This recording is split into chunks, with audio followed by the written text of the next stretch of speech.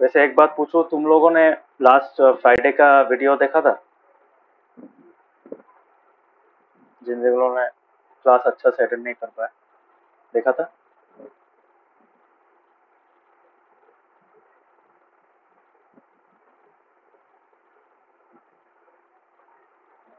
Specially नवोदीप and Rishikesh, देखा था?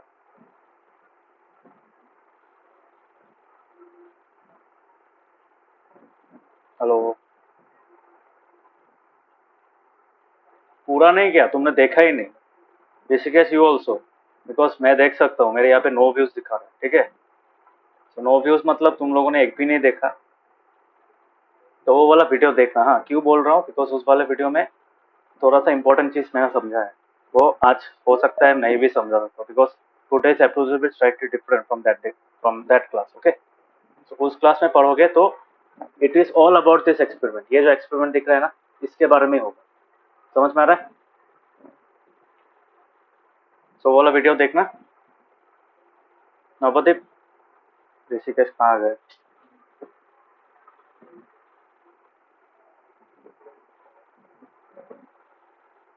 ऋषिकेश और नवदीप,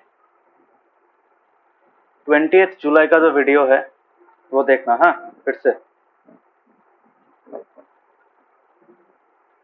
समझ में आया? ऋषिकेश,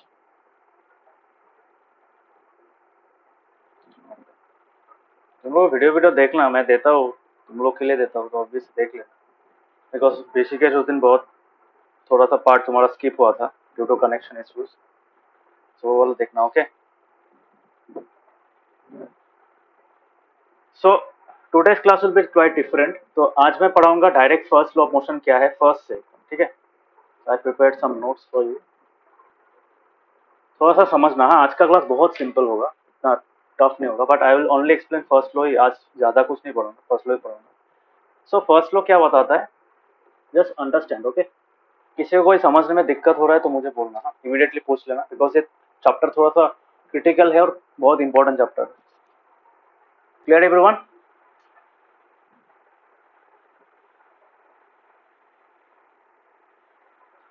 शाश्वती काव्य क्लियर? ऋषिकेश का क्या हुआ? होल्ड में रख दिया है कॉल।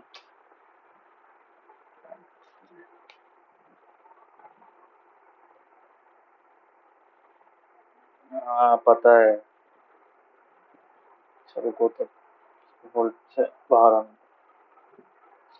अच्छा, ये फॉर्म लॉ पढ़ो तो थोड़ा सा। Rishikesh, can you see the screen? Okay, so ये लॉ पढ़ो। ये लॉ क्या बताता है कि an object at rest stage at rest, ये तुम्हारे बुक से थोड़ा अलग हो सकता है, बट मतलब लिखने का तरीका अलग हो सकता है, but it is the same thing. Okay, N object at rest stage at rest and an object in motion stays in motion with the same velocity unless acted upon by an unbalanced force। ठीक है? इसको तुम एक line में अगर बोलने, मतलब this also one line, but इसको थोड़ा शॉर्ट फॉर्म में लिखने का कोशिश करोगे, this is the line. Okay, you can say objects tend to keep doing what they are doing. इसका मतलब क्या? इसका मतलब है अगर कोई रेजिस्टेंस नहीं दे रहा है एक्सटर्नली, कोई अगर किसी चीज को रोक नहीं रहा है या फिर किसी चीज को धक्का नहीं दे रहा है, मैंने बाहर से कोई फोर्स नहीं अप्लाई, मतलब फोर्स अनबैलेंस फोर्स। ठीक है? अनबैलेंस फोर्स कब होता है? ज्यादा, जब एक ज्यादा अमाउंट ऑफ फोर्स तुम्हारे ऊपर अप्लाई होता है, या फिर तुम्हारा, तुम जिस फोर्स से मूव कर रहे हो दूसरा वाला फोर्स कम है, it has just slowed you down, that is also one kind of force. ठीक है? सो यहाँ पे एक चीज देखना कि ये जो चीज मैं कुछ कुछ एग्जाम्पल्स देके बताऊंगा। First example is rocket. देखा है रॉकेट? मतलब रॉकेट के बारे में तो सुना है, लॉन्च होता है, देखा है ना? जैसे रिसेंटली इंडिया ने क्या भेजा था, चंद्रयान भेजा था, याद, सुना है कुछ ये सब नवोदय सुना है, चंद्रयान सुना है? तो चंद्रयान, मिशन मंगल तो था ऑब्वियसली, पहले ही था, तो मिशन मंगल वाला भी ले सकते हो, that is the same example. तो रिसेंट वाला मैं बताता हूँ। चंद्रयान जो था, चंद्रयान में क्या था, दो पार्ट, दो कंपोनेंट था। ठीक है? वन वाज द रोवर, जो अल्टीमेटली क्रैश हो गया, मतलब वो सरफेस पे आ नहीं पाए। ठीक है?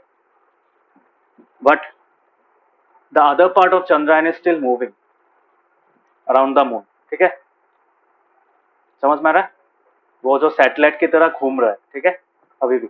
सो वो जो चीज घूम रहा है वो बंद हुआ क्या? वो अभी भी बंद नहीं हुआ, वो अभी भी चल रहा है, ठीक है। सिमिलरली इंडिया ने जो मिशन मंगल में जो मतलब जो सैटेलाइट वहां पे भेजा था वो भी घूम रहा है कि नहीं? मार्स मार्स के चारों ओर घूम रहा है, समझ में आ रहा है? अभी भी घूम रहा है, वो बंद हुआ क्या?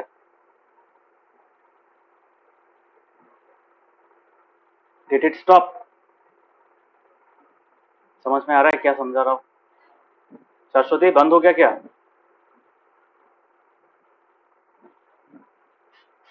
साबिक, क्या लगता है, बंद हो गया क्या?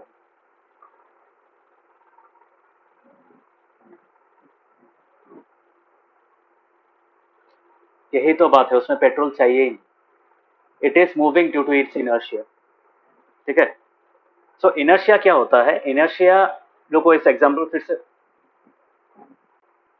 हाँ, अर्थ से जो जो स्पेस में जाता है उसके बाद क्या होता है, एक सर्टेन डिस्टेंस के बाद उसमें पेट्रोल नहीं चाहिए होता है या फिर कोई मतलब फ्यूल नहीं चाहिए होता है। It continues moving in the same direction, ठीक है, विद द सेम वेलोसिटी। एक रीजन उसका मैं दूंगा क्यों रीजन होता है इसका, let me keep that example aside and try to explain inertia, ठीक है। तो ये जो ऑब्जेक्ट्स अब जो कर रहे हैं, जिस मोशन में है उसी स्पीड से चलने का कोशिश करते हैं, this property is due to inertia, ठीक है। इनर्शिया क्या होता है? इनर्शिया एक प्रॉपर्टी ऑफ मैटर है।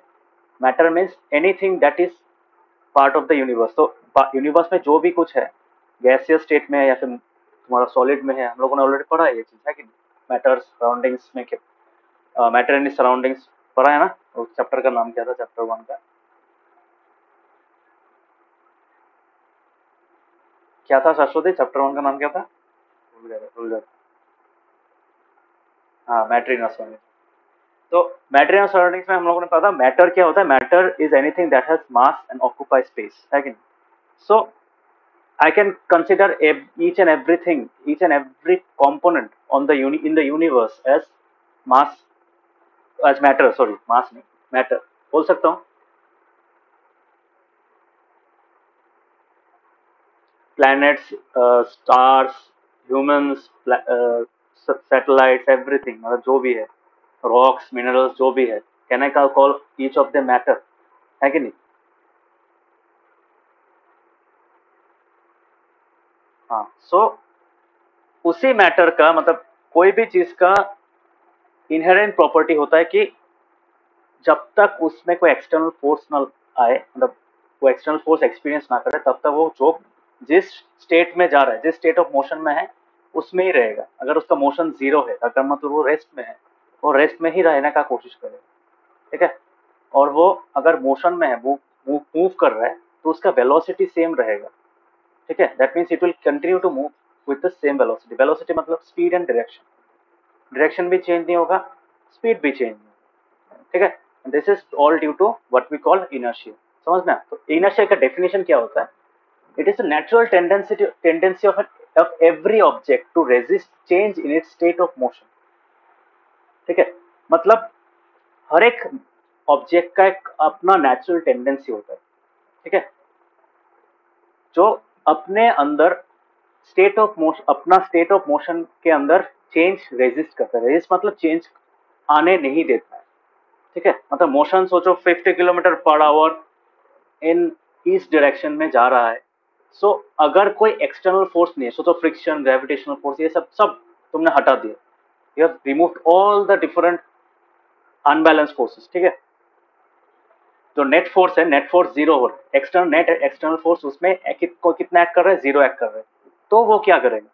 वो जिस स्पीड से जा रहा है उसी स्पीड में रहेगा, and this is all due to its inertia. समझ में आया? इनर्शिया थोड़ा सा समझ में आया?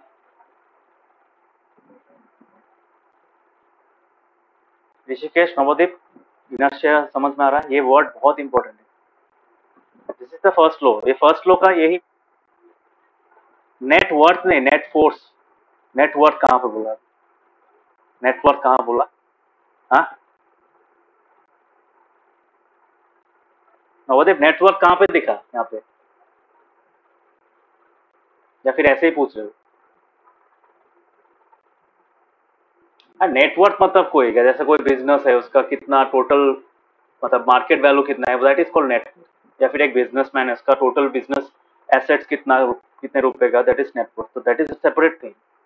तो I am talking about here net external force. ठीक है, नेट एक्सटर्नल फोर्स अगर जीरो है तब क्या करेगा, उस बॉडी में कोई चेंज नहीं है। And by change I mean change in motion. ठीक है, motion can be either eight rest और इन मूवमेंट, है कि नहीं? स्टेट ऑफ मोशन क्या हो सकता है, मूवमेंट हो सकता है या फिर नो मूवमेंट हो सकता है। मूवमेंट और नो मूवमेंट वाला रेस्ट है। So due to inertia we can say objects at rest will prefer staying at rest and objects in motion prefer staying in motion without any change in its velocity। थोड़ा सा समझ में आया?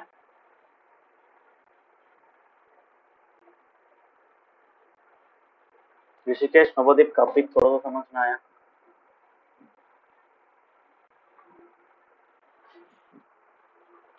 नवोदीप समझ में आया?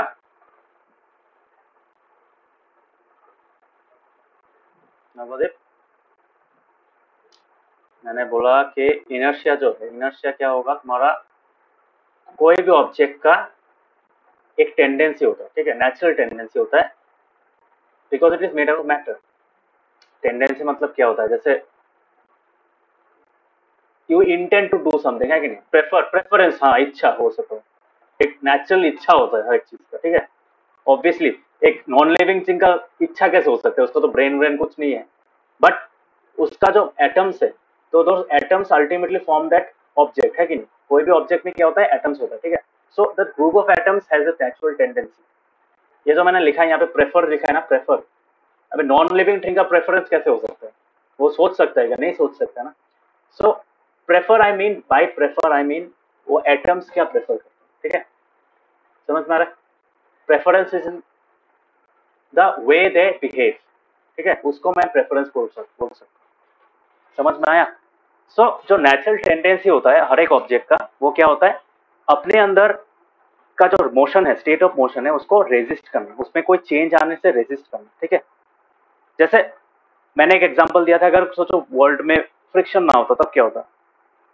तुमने गाड़ी स्टार्ट किया, एक्सलेट दबाया, जिस स्पीड से एक्सलेट करो चलते ही जाओगे, है कि नहीं? ब्रेक ब्रेक ब्रेक मतलब दबाओगे तब भी काम नहीं करेगा। समझ में आ रहा है? बिकॉज वहां पे फ्रिक्शन नहीं। सो इसी चीज को इनर्शिया कहा जाता है। तो इनर्शिया के कारण क्या होता है, objects at rest prefer staying at rest and object in motion prefer staying in motion without any change in velocity. अभी मैं फिर से वो रॉकेट के एग्जांपल पे आ रहा हूँ।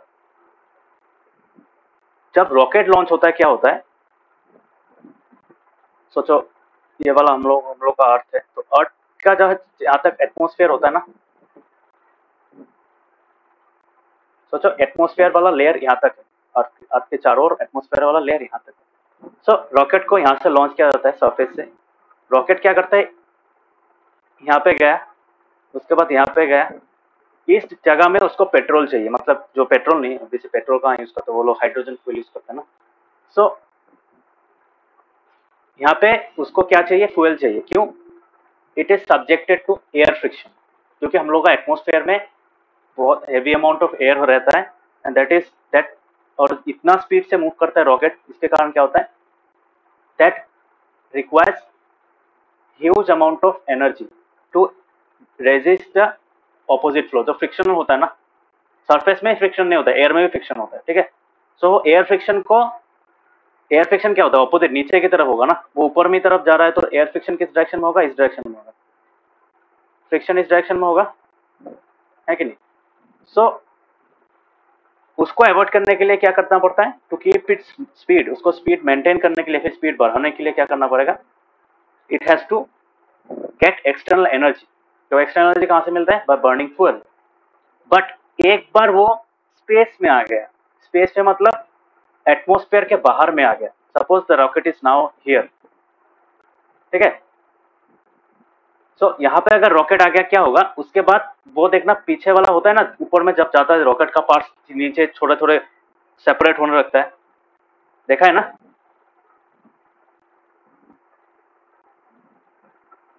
देखा है नहीं? हाँ, तो वो जो सेपरेट होता रहता है, सेपरेट होने का रीजन क्या है? दोज कंटेन फ्यूल, ठीक है। तो एटमॉस्फेयर के बाहर जब चला जाता है फ्यूल का इतना काम नहीं होता है, ठीक है। थोड़ा सा फ्यूल होने से हो जाता है, क्योंकि वहां पे थ्रस्ट चाहिए होता है, ठीक है।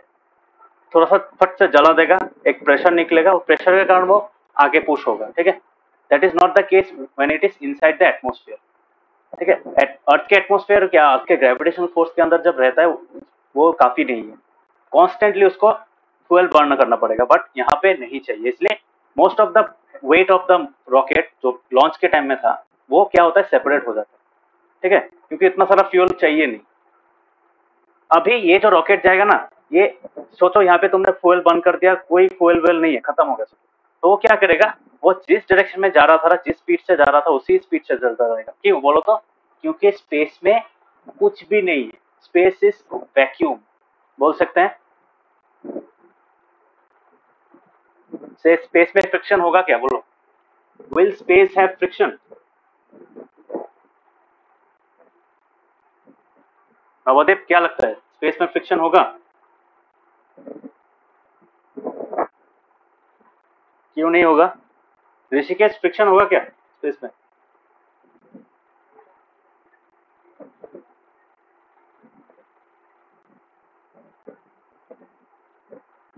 Rishikesh, so what is the reason behind this? Because ये एटमॉस्फेयर है, अर्थ का एटमॉस्फेयर है ना, ये एटमॉस्फेयर है, but this is space, okay. Space is nothing but vacuum. Vacuum मतलब क्या, उसमें कुछ भी नहीं है, मतलब there is no air molecules, there is no matter, बोल सकते हो। स्पेस मीन्स एम्प्टी स्पेस, ठीक है, इसलिए हम लोग उसको स्पेस बोलते हैं। स्पेस मतलब खाली जगह, है कि नहीं? स्पेस का मतलब क्या है, खाली जगह होता है। तो कोई भी मैटर उसको ऑक्यूपाई कर किया नहीं है, तो we can say that there is no friction, there is no friction. Friction कब होता है, जब एक चीज उस दूसरे चीज के ऊपर, दूसरा मॉलिक्यूल के ऊपर स्लाइड करता है कि नहीं? It's a sliding force, friction is a sliding force. तो यहाँ पे किसके ऊपर स्लाइड करेगा, स्पेस में तो कोई भी कुछ भी नहीं है, तो there is no sliding force, that is why there is no friction. So ये रॉकेट जिस जगह में जा रहा है, उसी मतलब जिस डायरेक्शन में जिस स्पीड से जा रहा है उसी स्पीड से वो चलता ही जाएगा। रिसेंटली एक फोटो देखा ना तुम लोगों ने, प्लूटो का फोटो देखा था? प्लूटो का फोटो, जो प्लेनेट में हार्ट शेप वाला फोटो था, प्लूटो का फोटो देख देखा था? क्यों नहीं है, कौन बोला है नहीं है? सो रिसेंटली नासा ने एक तुम्हारा लास्ट 2 इयर्स पहले एक एक रोवर भेजा था, तो उसने ये फोटो क्लिक किया था, ठीक है।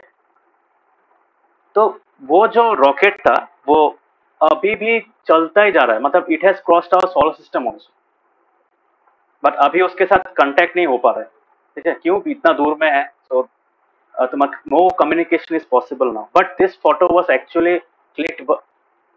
कहाँ इंसान होगा, पागल है कि इतना दूर में, इतना ठंडा जगह में कैसे इंसान रहेगा? It is mostly made up of ice, okay. वो जो नेपच्यून, उसके बाद यूरेनस, उसके बाद तुम्हारा जो प्लूटो है, प्लूटो को पहले ड्राफ्ट प्लैनेट बोला था, but now it is considered again as a planet, okay. So this is the reason, okay. तो ये फोटो क्लिक जो किया था, इसके सामने से एक रॉकेट पास हुआ था, और वो रॉकेट अभी भी मूव कर रहा है, समझ में आ रहा है? वो रॉकेट में कोई फ्यूल नहीं है, कोई कम्युनिकेशन नहीं है, कैसे आ रहा है, कैसे चल रहा है वो? It is moving due to its inertia, ठीक है, क्योंकि उसमें कोई भी एक्सटर्नल रेजिस्टेंस नहीं, माने कोई भी एक्सटर्नल रेजिस्टेंस उसको नहीं मिल रहा है, that is why it is able to continue with the same velocity and same speed. समझ में आ रहा है? क्योंकि देखो, प्लूटो तक जाने के लिए इतना फ्यूल कोई भी रॉकेट अपने साथ ले नहीं जा सकता, ठीक है। जैसे अर्थ के अंदर, अर्थ के एटमॉस्फेयर में जैसे ट्रेवल करता है, जितना फ्यूल चाहिए होता है, उसके लिए बहुत फ्यूल चाहिए होता है। बट सिमिलर अगर तुम्हारा सोचो, स्पेस में अगर फ्रिक्शन होता है, एयर फ्रिक्शन होता, तब इतना दूर जा पाना पॉसिबल नहीं होता। समझ में आ रहा है? अर्थ के बाहर जब वो रॉकेट गया था, रॉकेट जाने के बाद क्या हो गया, that continue to move without any external fuel. कोई एनर्जी उसको चाहिए नहीं होता है, बिकॉज उसके बॉडी के अंदर इनर्शिया के कारण उसी स्पीड से वो ट्रेवल करेगा, बिकॉज उसको कोई रेजिस्टेंस नहीं मिल रहा है। ठीक है, सो दिस इज वन एग्जाम्पल। समझ में आया?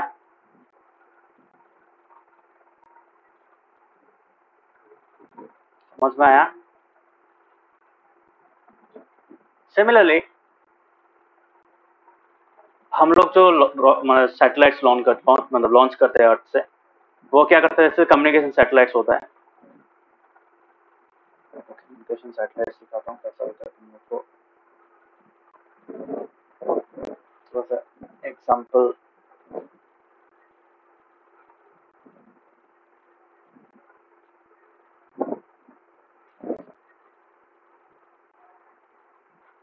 Communication satellites around, okay.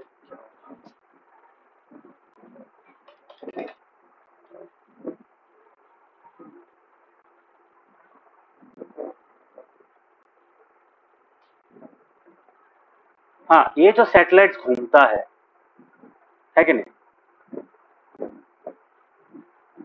ये जो सैटेलाइट्स घूमता है वो कैसे घूमता है, बोल सकते हो? ये जो सैटेलाइट्स घूमता है कैसे घूमता है? तुम अभी बोल सकते हो हाँ ये सोलर पैनल से घूमता है, बट एक्चुअली सोलर पैनल किसके काम आता है? Just to power it up so that वो सिग्नल पहुंचा। ठीक है, अर्थ में उसी के लिए सोलर पैनल यूज होता है। मूवमेंट के लिए सोलर पैनल यूज नहीं होता। वो मूव क्यों करता है बोलो तो? क्योंकि वो एक ऑर्बिट में चला आता है। ठीक है, and in that orbit its direction, मतलब वो जो एक सर्कुलर मोशन में चला आता है। ठीक है, which is attracted to centre of mass. ठीक है, सेंटर ऑफ मास मतलब अर्थ का जो कोर होता है। तो अर्थ में जो ग्रेविटी है वो ग्रेविटेशनल फोर्स वहां तक है, बट उसमें एटमोस्फियर नहीं होता है। ठीक है, तो that is why it is able to continue without any friction. But gravity के कारण क्या होता है, वो घूमता रहता है and it is attracted to the centre of the अर्थ।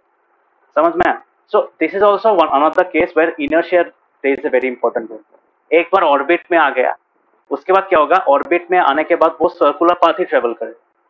ठीक है, तो जब भी वो, जो हम लोगों ने सर्कुलर मोशन पढ़ा था ना, याद है सर्कुलर मोशन? सर्कुलर मोशन पढ़ा था ना? हाँ, तो वो एक बार तो सैटेलाइट को लॉन्च कैसे किया जाता है, ऐसे तुम्हारा रॉकेट में होता है। रॉकेट के आने के बाद क्या होता है, एक जगह में लाके उसको छोड़ दिया जाता है। ठीक है, छोड़ देने के बाद क्या होता है, it tries to move in this direction, मतलब जिस डायरेक्शन में जा रहा था वो सर्कुलर एक पाथ ले लेता है। ठीक है, around the earth, but it is attracted to the centre. This is the case of the circular motion. जो हम लोगों ने सर्कुलर मोशन पढ़ा था वही है। ठीक है, सो ये मूव क्यों कर पा रहा है, बिकॉज देखो वो मूव कर पा रहा है because of its inertia, but वो गोल क्यों घूम रहा है, because that is because of the gravitational force. इतना दूर तक सोचो, एटमॉस्फेयर यहाँ तक है, वो एटमॉस्फेयर के बाहर में जाके उसको छोड़ा जाता है। इतना भी दूर में नहीं होता जाके इसका अर्थ अट्रैक्ट ना कर पाए, थोड़ा सा डिस्टेंस में होता है। समझ में आया?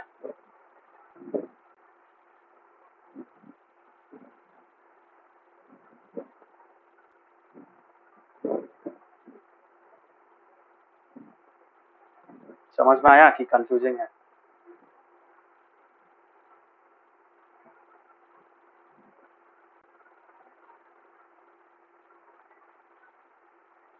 पब्लिक समझ में आ रहा है?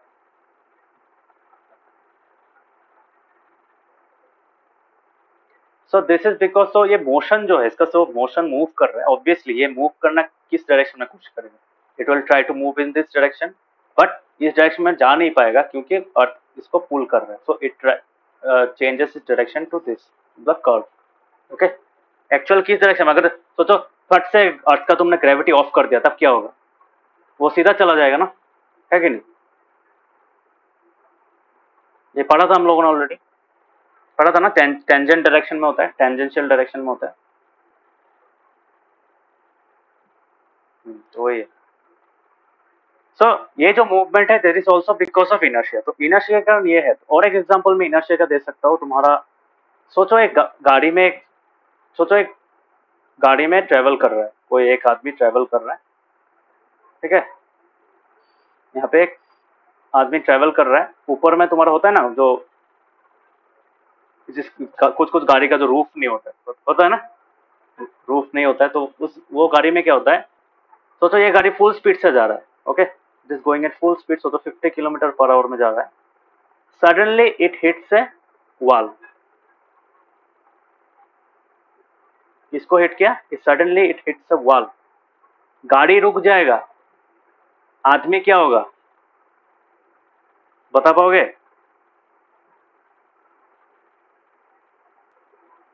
गाड़ी रुकेगा कि नहीं, बोलो पहले बोलो, गाड़ी रुकेगा जब वो टकराएगा वॉल से?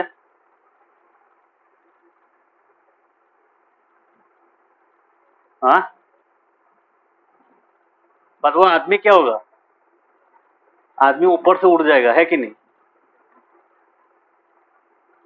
द पर्सन विल, जो आदमी यहाँ पे था वो उड़ जाएगा, है कि नहीं? क्यों उड़ जाएगा? अगर सोचो उसने कोई सीट बेल्ट नहीं पहना है तो क्या होगा, उड़ जाएगा कि नहीं, बोलो?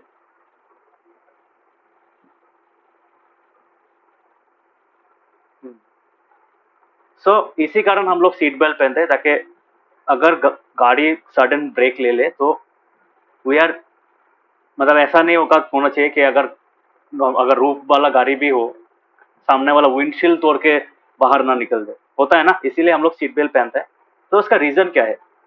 क्योंकि अगर हम लोग सीट बेल्ट नहीं पहनते हैं so our body tries to continue moving at the same speed, मतलब 50 किलोमीटर हम लोग का बॉडी के अंदर जो इनर्शिया होता है that allows us to move, continue moving, ठीक है? इसीलिए हम लोग सीट बेल्ट क्यों पहनते हैं? सीट बेल्ट पहनने से क्या होता है, गाड़ी हम लोग को रोक लेता है, ठीक है, and does not allow us to move further. Otherwise अगर सीट बेल्ट नहीं होता है तो will we may jump off the car, मतलब ऑटोमेटिक, ऐसा खुद से नहीं, मतलब we may be thrown out of the car automatically and might face severe injuries. समझ में आ रहा है ना? तो दैट इज वाई यहाँ पे हम लोगों को क्या करना पड़ता है, मतलब सीट बेल्ट पहनना पड़ता है इन वाइल मूविंग, ओके? पीछे वाले लोगों को पहनना नहीं पहनने से होता, सामने वालों को पहनना पड़ता है। क्यों बोलो तो? पीछे वाला तो एटलीस्ट सामने वाला सीट को पकड़ सकता है कि नहीं, सामने वाला क्या पकड़ेगा, सामने वाला तो विंडशील्ड तोड़ तोड़ के बाहर निकल जाएगा, है कि नहीं? That is why windshield is used. तो यहाँ पे जो बाहर निकल जाता है ये उसका नेचुरल टेंडेंसी है, this is because of inertia. किसका इनर्शिया? इस आदमी का बॉडी का जो inertia, the inertia in its own body, in his own body. समझ में आया?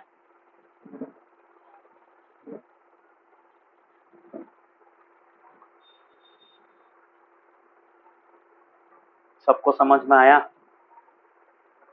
यस और नो? काव्यिक, नवदीप, समझ में आया?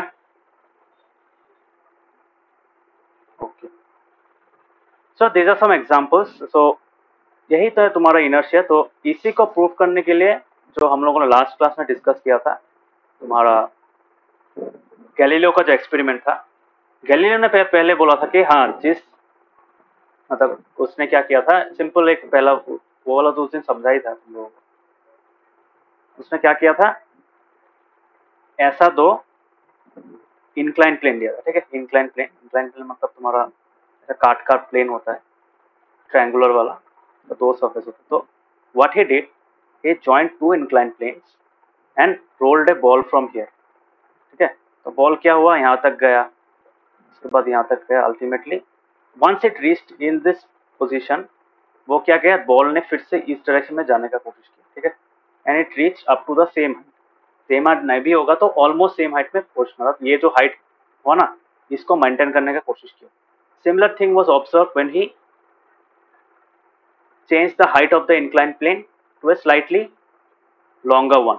यहाँ पे क्या हुआ, हाइट सेम है बट रास्ता जब बड़ा है कि नहीं? ये रास्ता बड़ा है, समझ में आया? इसमें क्या होगा, बॉल अल्टीमेटली अगर यहाँ से छोड़ोगे, वो बॉल अल्टीमेटली अप्रोक्सीमेटली यहाँ पे जाके रुकेगा, उसके बाद फिर से नीचे आएगा, होगा कि नहीं? दिस इज द रीजन, ये जितना भी तुम स्लैंट करोगे, स्लैंट करते करते अगर इसको तुम यहाँ सोचो, स्लैंट में तुमने यहाँ तक किया, जो if you slanted up to here, तो बॉल क्या करेगा, it will try to go up to here, समझ में आ रहा है? तो हर एक प्लेस में क्या हो रहा है, रास्ता लंबा हो रहा है। कौन सा वाला लंबा है, ये वाला लंबा है कि ये वाला लंबा है? सोचो मैं नंबरिंग दे रहा हूँ। सोचो ये है ए बी, ठीक है, ये है ए सी और ये है A D. Which of the lines is greater? I can say AB is less than AC is less than AD। बता सकता हूँ। ये जो लेंथ है, किसका लेंथ बड़ा है?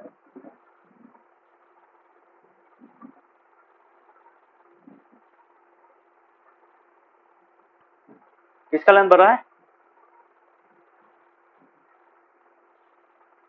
नवदीप समझ में आया? नवदीप ऋषिकेश, लोगों ने तो लास्ट क्लास अटेंड नहीं किया था, इसी के बारे में बता।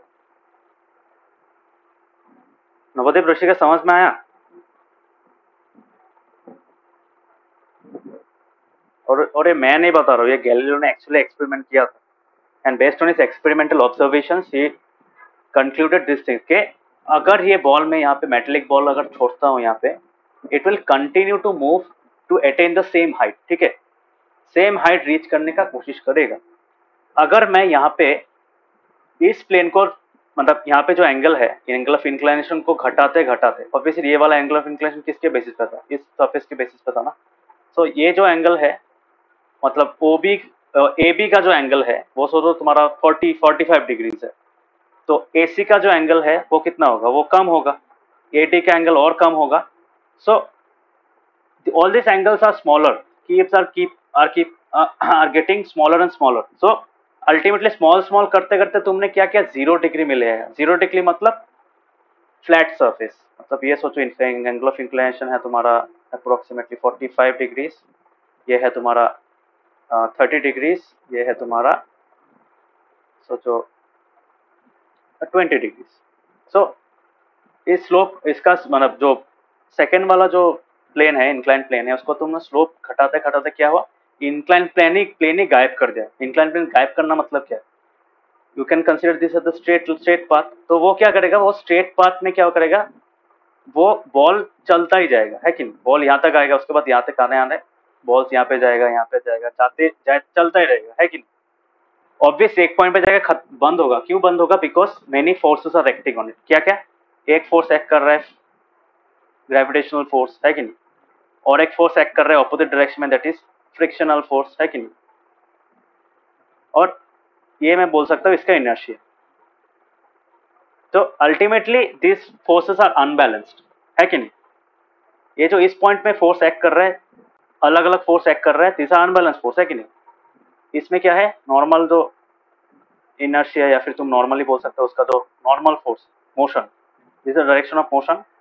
तो उस मोशन में जो जो फोर्स इन्वॉल्व है वो है, यहाँ पे फोर्स ऑफ ग्रेविटी एक्ट कर रहा है, और इसी पॉइंट में ऑपोजिट डायरेक्शन में क्या एक्ट कर रहा है, फ्रिक्शनल फोर्स एक्ट कर रहा है कि नहीं? ये कौन सा वाला, ये दिस द बॉल, समझ में आया? समझ में आया कि नहीं?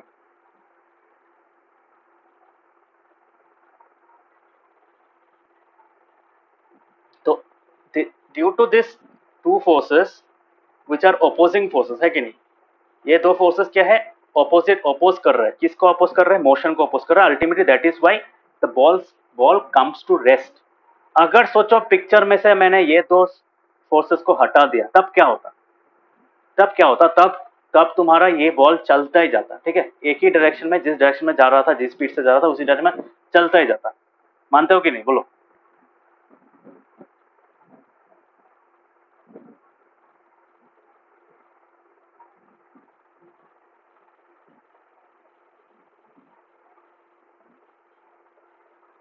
मानते हो?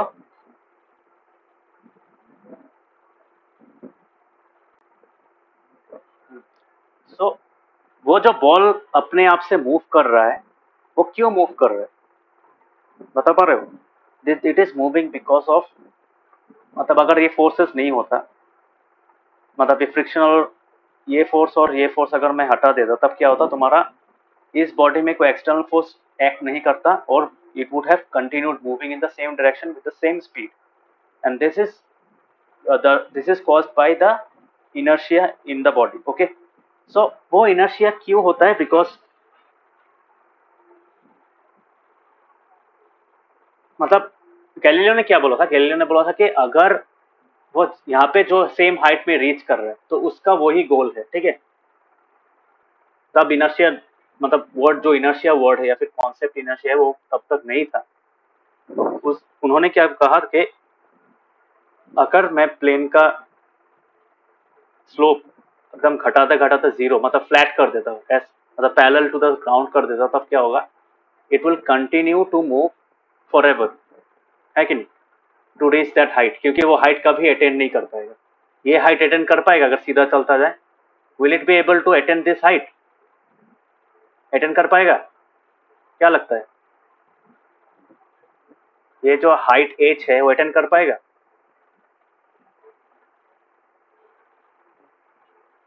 नहीं कर पाएगा। So it won't be able to attain this height h. That is why the ball will continue to move in that straight path. Okay, with the same speed and same direction, in the same direction. This is why ultimately जब Newton ने इसको अच्छा तरीके से explain करने की कोशिश किया, Newton said that it is moving due to what we call inertia. ठीक है, समझ में आया इनर्शिया? अभी समझ में आया इनर्शिया क्या होता है? इसी इनर्शिया के कारण क्या होता है, जब हम लोग कोई बस में उठते हैं और बस में खड़े रहते हैं तब क्या होता है, when the bus starts moving we move, मतलब थोड़ा सा बैक, मतलब हम लोग का बॉडी पीछे हो जाता है कि नहीं? our body feels a jerk and that jerk pushes our body, मतलब we are pulled towards our back। क्यों? बिकॉज हम लोग का बॉडी तब तक रेस्ट में था। जब गाड़ी स्टार्ट हुआ हम लोग का बॉडी का नीचे वाला portion, the lower half of our body comes into immediate motion, है कि नहीं? बट ऊपर वाला मोशन, ऊपर वाला पार्ट टाइम लेता है, ठीक है। नीचे से ऊपर में आते आते it takes some amount of time, ठीक है, थोड़ा 1-2 सेकंड्स का टाइम लेता है, इसलिए that is why our body gets pulled backwards. समझ में? सिमिलरली जब गाड़ी बंद होता है, देखिए मूविंग गाड़ी बंद होता है तब क्या होता है, हम लोग का पूरा बॉडी मोशन में है, बट जब ब्रेक मारा ड्राइवर ने, एक शार्प ब्रेक मारा, तब क्या होता है, हम लोग का लोअर बॉडी क्या होता है, तो बस के साथ कांटेक्ट में है, that comes into immediate rest. But हम लोग का बॉडी ऊपर वाला पार्ट क्या है, अभी भी उस मोशन में ही चल रहा है। इनर्शिया क्या है? The inertia is due to its motion. So वो मोशन उसी स्पीड में मूव करने की कोशिश करेगा। तो दैट इज वाई जब गाड़ी रुकता है हम लोग क्या करते हैं, we tend to move forward, है कि नहीं? देखा है ना ये चीज?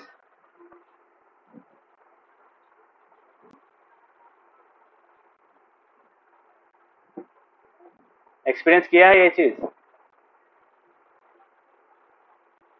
जब जब बैठे रहते हो बस में तब कम एक्सपीरियंस करोगे, और जब खड़े रहोगे तब ज्यादा एक्सपीरियंस करोगे, ठीक है।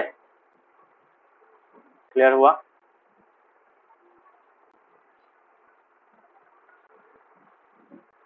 क्लियर हुआ कि नहीं सबको इनर्शिया का कॉन्सेप्ट? नवोदीप, इनर्शिया क्लियर हुआ?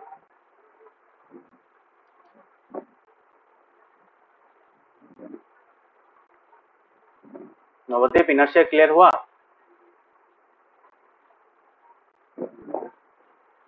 तो इनर्शिया का डेफिनेशन देखो यहाँ पे क्या बोला है, it is the natural tendency of every object to resist the change in state of. और न्यूटन का फर्स्ट लॉ क्या बताता है कि object at rest stage at rest and object in motion stays in motion with the same velocity unless acted upon by an external unbalance force. तो यहाँ पे तुम लोग जो पहला पार्ट है वो पढ़ो, वो अल्टीमेटली क्या बताता है, that is ultimately similar to what written in the definition of inertia, ठीक है। तो अल्टीमेटली मैं बोल सकता हूँ, तो इसलिए न्यूटन का फर्स्ट लॉ जो है, तो न्यूटन का जो फर्स्ट लॉ ऑफ मोशन है उसको लॉ ऑफ इनर्शिया भी कहा जाता है, ठीक है, क्योंकि उसका मीनिंग सेम। समझ में आ रहा है? इसका मीनिंग भी ये है, objects tend to keep doing what they are doing, इसका मीनिंग भी वही है। सो इनर्शिया और first law of motion are quite similar, ठीक है, मतलब एक ही चीज मतलब बताते हैं वो। सो that is why it is called law of inertia. तो अगर एग्जाम में आ रहा है right the law of inertia, तो घबरा मत देना, एक्चुअली क्या पूछ रहा है, the examiner is asking you what is the first law of motion. समझ में आया?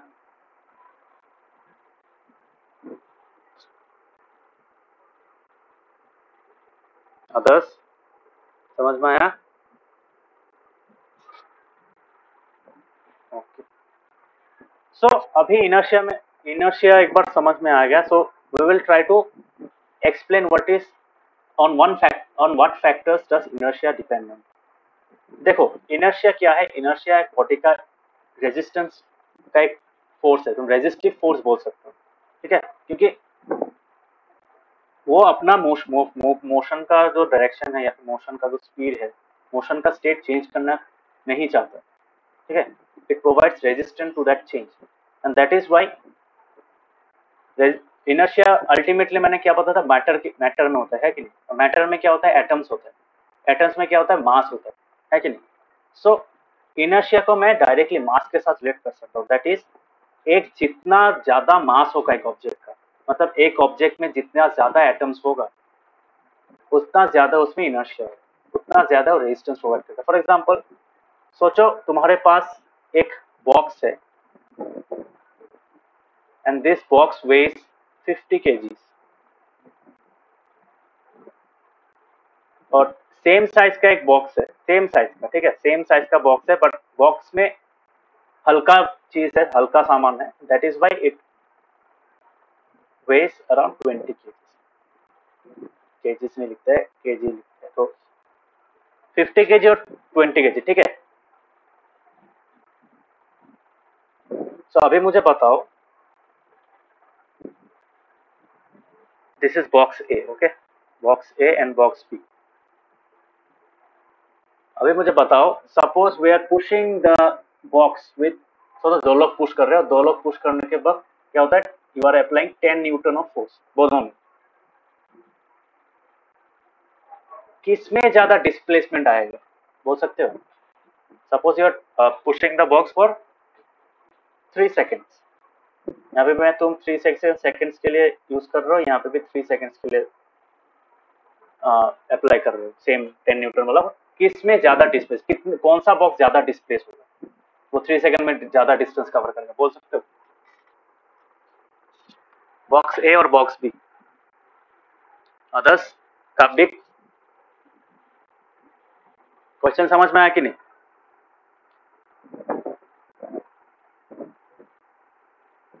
मैंने पूछा कि 10 न्यूटन फोर्स दोनों में अप्लाई कर रहे हो, दोनों बॉक्स में अप्लाई कर रहे हो फॉर 3 सेकेंड्स, बॉक्स ए का वेट है तुम्हारा 50 kg, मास है उसका 50 kg, और बॉक्स बी का मास है तुम्हारा 20 kg।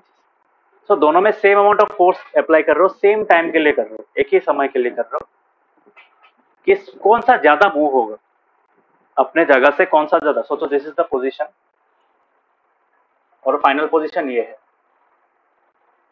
फाइनल पोजीशन सोचो यहाँ पे ये, सो ये जो डिस्टेंस है ये मैं बोल सकता हूँ, सोचो एस ऑफ ए बोल सकता हूँ यहाँ पे, और ये जो डिस्टेंस मूव किया यहाँ पे we can call it S B, समझ में, ऐसे स्मॉल नहीं होगा, S A and S B,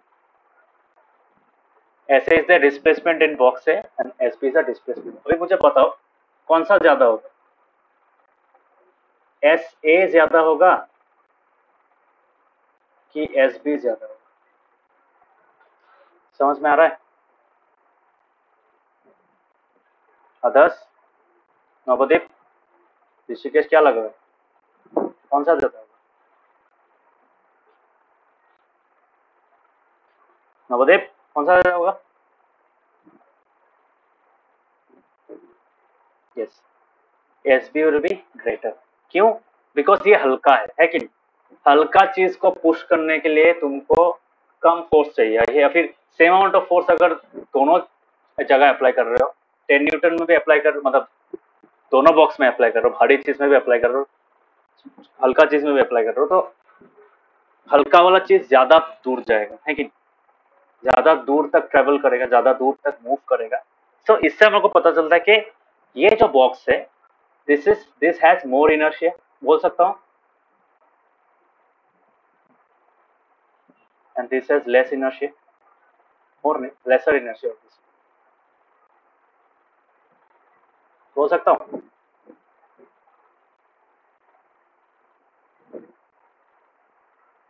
so that means what, ये जो रेजिस्टेंस प्रोवाइड कर रहा है कम रेजिस्टेंस प्रोवाइड कर रहा है, और ये ज्यादा रेजिस्टेंस प्रोवाइड कर रहा है, तो इट्स स्टेट ऑफ रेस्ट, ये दोनों तो रेस्ट में था ना इनिशियली, सो ये ज्यादा स्ट्रेस में रहना रहना चाहता है देन दिस, ठीक है, मतलब उसमें जो टेंडेंसी है वो ज्यादा है, that tendency is higher than that of box B. So we can conclude that जो इनर्शिया है, inertia of an object depends on its mass, ठीक है, that means more the mass of the object, greater would be its resistance to any change in its state of motion or rest, and thus greater would be its inertia. So मैं direct proportional बोल सकता हूँ, inertia can be said as to be directly proportional to mass, ठीक है। so जितना ज्यादा मास होगा उतना ज्यादा तुमको फोर्स चाहिए होगा टू चेंज इट्स मोशन, या फिर अगर कोई चीज मूव कर रहा है उसको रोकने के लिए, या फिर उसको इसका डायरेक्शन चेंज करने के लिए, so you need a more amount of force, ठीक है। सो ये इसलिए यहाँ पे बोला है greater resultant force is needed to change the motion of an object with high inertia. जितना इनर्शिया ज्यादा होगा, मतलब जितना मोर मास ज्यादा होगा उतना ज्यादा इनर्शिया होगा, उतना ज्यादा तुमको एक्सटर्नल फोर्स देना पड़ेगा टू चेंज इट्स मोशन। समझ में आया? क्लियर हुआ?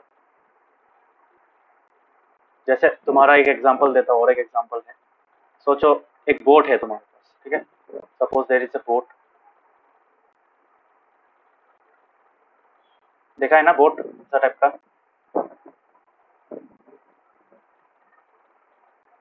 हाँ। सो और एक सोचो यहाँ पे तुम्हारा एक शिप है, शिप होता है ना अलग अलग तुम्हारा, सोचो यहाँ पे एक शिप है। अभी मुझे बताओ, ये वाला सिर्फ नॉर्मल विंड से फ्लो कर सकता है, हाँ, विंड का जो फोर्स है उससे फ्लो कर सकता है, मूव कर सकता है कि नहीं? विंड का जो फोर्स है उससे मूव कर सकता है कि नहीं बोलो?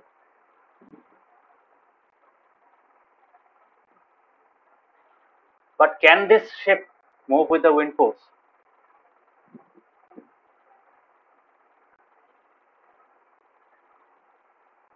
क्यों? किस में मतलब किसका मास ज्यादा है?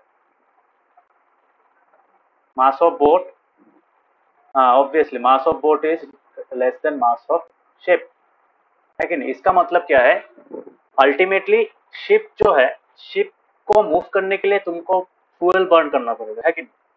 Even it is on water, water में ऑब्वियसली सरफेस से कम फ्रिक्शन होता है, but still a high amount of energy is to be use, है कि नहीं? तो कैन आई से inertia of boat is less than boat, that of inertia of boat is less than inertia of ship, बोल सकता हूँ, बोल सकता हूँ,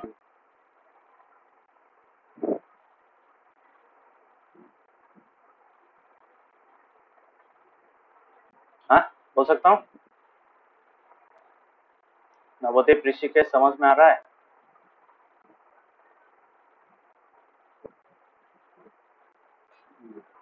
सो that is why it is difficult to move the ship, मतलब सिर्फ विंड फोर्स काफी नहीं है, जितना भी विंड फोर्स आ जाए वो शिप मूव नहीं करेगा, है कि नहीं? क्यों मूव नहीं करेगा? बिकॉज उसका वेट बहुत ज्यादा है, बहुत मतलब बहुत ही ज्यादा है, because it made of metal, है कि नहीं? और नॉर्मल वाला बोट किससे बना रहता है? यूजुअली तुम्हारा लकड़ी वकड़ी से बना रहता है, so it is quite lighter, ठीक है। सो इसी कारण तुम्हारा शिप को मूव करने के लिए we need larger amount of energy, because force ज्यादा चाहिए मूव करने के लिए, और बोट को मूव करने के लिए विंड काफी है। नॉर्मली विंड को तुम वो जो ऊपर वाला फ्लैग्स है उसको मास्ट बोला जाता है, तो अल्टीमेटली उसको क्या कर सकते हैं, we can change the direction of those masts, and we can change the direction of the boat, ठीक है। स्पीड भी चेंज कर सकते हैं, मास्ट अगर बंद कर देंगे बोट मूव करना स्लो हो जाएगा, अगर मास्ट को खोल देंगे तो वो क्या करेगा, वो आगे बढ़ता जाएगा, ठीक है, क्योंकि वो ज्यादा फोर्स एक्सपीरियंस करेगा विंड का force. So this is the reason, so this explains the relation between mass and inertia. समझ में आया मास एंड इनर्शिया?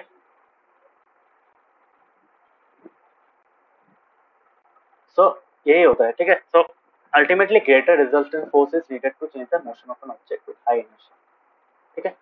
सो यही वाला हम लोग का था, तुम्हारा ये थोड़ा सा पढ़ना, ये मैंने ये जो पार्ट है from starting from here to here, तो ये चीज मैंने लास्ट क्लास में अच्छा से समझा है, तो मैं आज फिर से नहीं समझूंगा, थोड़ा कॉम्प्लिकेटेड टॉपिक है, क्योंकि ये पैराग्राफ में अल्टीमेटली ये जो मैंने चीज पढ़ा है ना, जो शॉर्टकट में दिखाया, ये जो चीज है इसी को समझाया है। ठीक है, समझ में आया? सो नवोदीप ऋषिकेश पढ़ लेना और वीडियो देख लेना लास्ट क्लास का। समझ में आया? अगर फिर से कोई डाउट है, अगर कोई लाइन समझ में नहीं आता है, underline it and ask me in the next class. Okay, Monday को पूछ लेना। वीडियो देखना, हाँ वीडियो थोड़ा सा देखा है, मुझे पता चलता है देखा है कि नहीं। मैंने यहाँ पे 0 व्यूज दिखा था, ठीक है, मतलब वो वीडियो किसी ने नहीं देखा है, इसलिए मैं बता रहा हूँ कि झूठ मत बोलना, पढ़ो तभी समझ में आएगा, अदरवाइज नहीं समझ में नहीं आएगा, क्योंकि एग्जाम में ये वाला एक्सपेरिमेंट समझाने के लिए बोले थे। This is Galileo's experiment to show that inertia exist. ठीक है, इनर्शिया क्या होता है, अल्टीमेटली वो गैलीलियो के इस एक्सपेरिमेंट से आया है। ठीक है, तो इसको तुमको समझाना पड़ेगा, तो तब जाके अल्टीमेटली ये चीज समझ में, मतलब तब जब समझोगे तब अल्टीमेटली वो आंसर लिख पाओगे। सो न्यूटन ने क्या किया था, न्यूटन ने अल्टीमेटली इसी जो आइडिया है, इसी आइडिया को यूज करके he tried to and write the fundamental laws. उसने प्रेजेंट किया था 3 fundamental laws that govern the motion of object. ठीक है, समझ में आया? सो जो जो बेसिक वाला लॉ है वो अल्टीमेटली कहाँ से आ रहा है, वो अल्टीमेटली वो फर्स्ट लॉ से आ रहा है। So you can say that the second and third law are ultimately the results of the first law. ठीक है, फर्स्ट लॉ बहुत इंपॉर्टेंट है और बहुत पावरफुल। सो फर्स्ट लॉ तो मैं यहाँ के फर्स्ट लॉ का डेफिनेशन है ये वाला, ये अंडरलाइन कर सकते हो, और ये तुम्हारा इनर्शिया का डेफिनेशन। ठीक है, the tendency of undisturbed way to stay at rest और to keep moving with the same velocity is called inertia. इसी कारण इसको लॉ ऑफ इनर्शिया भी कहा जाता है, फर्स्ट लॉ को। सो एग्जांपल्स तो बोला है, एग्जांपल्स देख लेना। तो जो कार स्लो हो जाता है, हम लोग आगे की तरफ, मतलब ब्रेक मारने के बाद क्या होता है, आगे की तरफ, इसलिए हम लोग सीट बेल्ट पहनना पड़ता है। तो this is ultimately the cause of inertia. ठीक है, this is cause by inertia. Safety belt मतलब सीट बेल्ट। ठीक है, क्यों होता है वो तो मैं थोड़ी देर पहले मैंने एक्सप्लेन किया है। स्टैंडिंग इन अ बस, ये भी मैंने एक्सप्लेन किया है एग्जांपल, तो ये पढ़ना थोड़ा सा। ठीक है, बैकवर्ड्स चला जाता है जब स्टार्ट होता है, जब झट से बंद हो जाता है तब क्या होता है, we tend to move back और मूव फॉरवर्ड्स, है कि नहीं? तो हम लोग का बॉडी नीचे रह जाता है, मतलब रेस्ट में आ जाता है, बट ऊपर वाला रेस्ट में इमीडिएटली नहीं आता है, इसलिए आगे की तरफ लीन करता है। ठीक है, जब टर्न लेते हैं, टर्न जब लेते हैं तब क्या होता है, that is another important example, मतलब इंटरेस्टिंग एग्जांपल बोल सकते हैं। कोई भी मोटरसाइकिल देखा है ना, जब एक कर्व आता है, तुम सोचो ऐसा एक रास्ता में जा रहे हो, दिस इज ए पाथ, है कि नहीं? समझ में आ रहा है? सो एक गाड़ी सोचो यहाँ से जा रहा है, तो उसका डायरेक्शन क्या होगा, it will try to move in this direction, है कि नहीं? उसमें अगर तुम ब्रेक नहीं दबाते हो, या फिर उसका डायरेक्शन, मतलब रूल्स को चेंज नहीं, तो डायरेक्शन ऑफ रूल्स चेंज नहीं करते, तो क्या करेगा, वो सीधा चला जाएगा ना, रास्ता का बाहर चला जाएगा, बोलो, बाहर चला जाएगा। हाँ, सो हम लोग क्या करते हैं, we try to change the direction of wheels. तो फ्रंट व्हील को क्या करते हैं, बैक व्हील तो डायरेक्शन चेंज नहीं करता, बैक व्हील तो जैसा है वैसा ही रहेगा। सो हम लोग क्या करते हैं, व्हील्स पहले इस डायरेक्शन में जा रहा था, फ्रंट व्हील को मैंने क्या कर दिया, थोड़ा सा इंक्लाइन कर दिया, थोड़ा सा, ज्यादा नहीं। I have incline the wheels in this direction, थोड़ा सा इंक्लाइन कर दिया, बट पहले क्या था, पहले ऐसा था। So I have just inclined the one of the wheels, मतलब जो पहला फ्रंट व्हील है, फ्रंट व्हील को थोड़ा सा मैंने बेंड किया। थोड़ा सा बेंड करने से क्या होता है, फ्रिक्शनल फोर्स चेंज हो जाता है, फ्रिक्शनल का डायरेक्शन है, फ्रिक्शन का डायरेक्शन है वो चेंज हो जाता है, and that allows us to move, change the direction of motion. तो वो जो अल्टीमेटली हम लोगों ने स्लाइड किया, जो तुम्हारा जो क्या है, तुम्हारा क्या बोलता है, व्हील, फ्रंट व्हील्स को जैसे मूव किया विद द हेल्प ऑफ क्या, हमारा स्टीयरिंग व्हील्स को जो जैसे थोड़ा सा मूव किया, थोड़ा सा मूव करने से क्या हुआ, we were able to change the direction from here to here. ऐसे गया ना, यूजुअल क्या था, यूजुअल डायरेक्शन ये था, बट हम लोगों ने क्या किया, थोड़ा सा चेंज करके we were able to move the direction in this direction. Bike में भी सेम होता है, बाइक में क्या करते हैं, कर्व लेते हैं, ठीक है। तो जब हम लोग कर्व लेते हैं तब देखना हम लोग एक साइड में चले जाते हैं, है कि नहीं, हम लोग बीच में नहीं, तो बीच में चल रहे हैं, जब टर्न लेंगे तब क्या होगा, हम we will be shifted towards the side. हाँ, एज की तरफ हम लोग पुश हो जाएंगे, है कि नहीं। इसका रीजन क्या है, because although we are taking the turn, but the car tries to move in this direction. This is the direction of inertia. This is direction that is caused by the inertia, ठीक है। so हम लोग अगर सोचो इस side से जा रहे हैं तो हम लोग क्या करते हैं, टर्न ऐसे ले पाएंगे, we won't be able to take the turn like this, एकदम बीच में से नहीं जा सकते। देखा है ना ये चीज,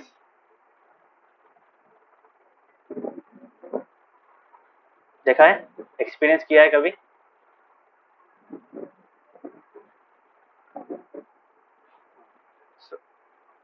ये जो एक्चुअली जाना कैसे था, सोचो हम ऐसे जा रहे थे तो इस डायरेक्शन, यहाँ पे दिखाना समझ में आएगा। So suppose we are going exactly at the middle of the road, this is the direction of inertia, this direction inertia, जो इनर्शियल डायरेक्शन है वो ये डायरेक्शन में है। जब हम लोग टर्न लेंगे we will be push towards the side and we will be able to take the turn only when we reach the edge of the, मतलब बीच में नहीं रह पाएंगे, जिस ये जो डिस्टेंस है वो बढ़ जाएगा, ये बढ़ जाएगा, है कि नहीं, समझ में आया। So we will be able to change the direction only after moving certain distance. ये जो गैप है, ये ज्यादा जो डिस्टेंस बढ़ गया, ये एक्स्ट्रा डिस्टेंस किसके लिए हुआ, that extra distance because of inertia. समझ में आया।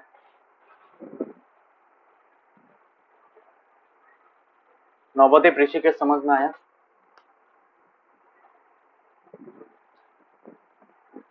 ऋषिकेश, सो ये पढ़ना बहुत इंपॉर्टेंट चीज है। सो we continue to take, तो वही बोल रहे हैं यहाँ पे, when a motorbike makes a sharp turn at a high speed, we tend to get thrown to one side of the road.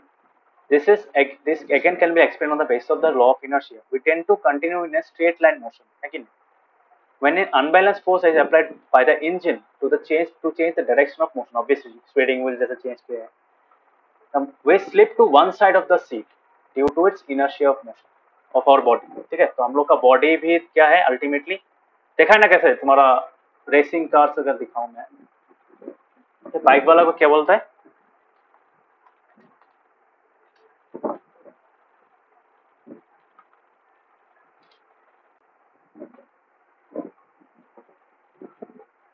Motor तो कहेगा नहीं, बट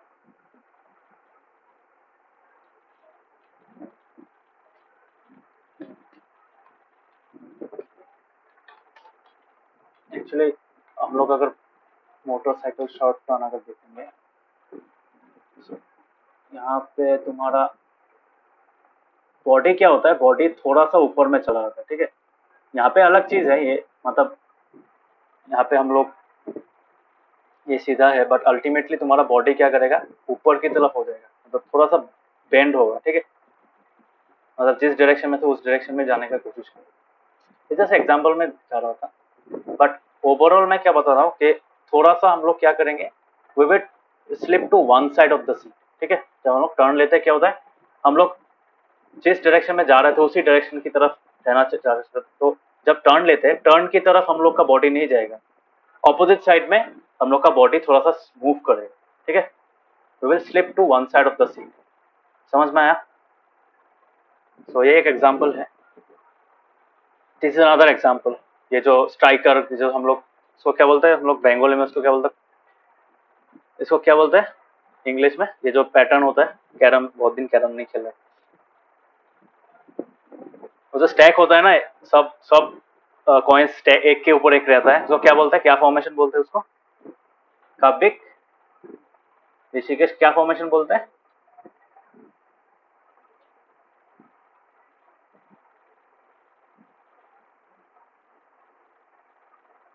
क्या फॉर्मेशन बोलते हैं।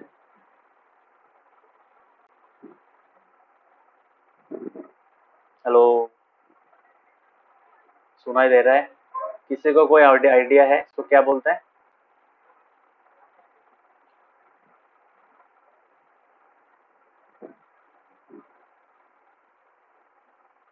हाँ, स्टैक को क्या एक नाम है, याद है क्या बोलते हैं उसको? আমার বেঙ্গলি तो কলগসি কहे, मैं कोला गाछ बोले कहे। तो ऑब्वियसली इसका इंग्लिश में कुछ ना, किसी को याद पता है क्या, क्या बोला जाता है अरेंजमेंट को? अच्छा जो भी है।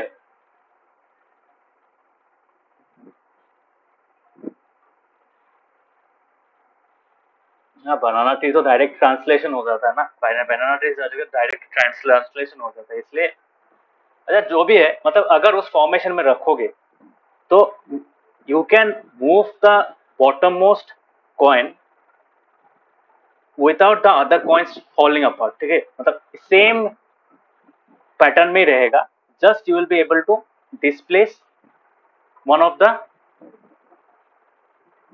मतलब बॉटम मोस्ट कॉइन, ठीक है।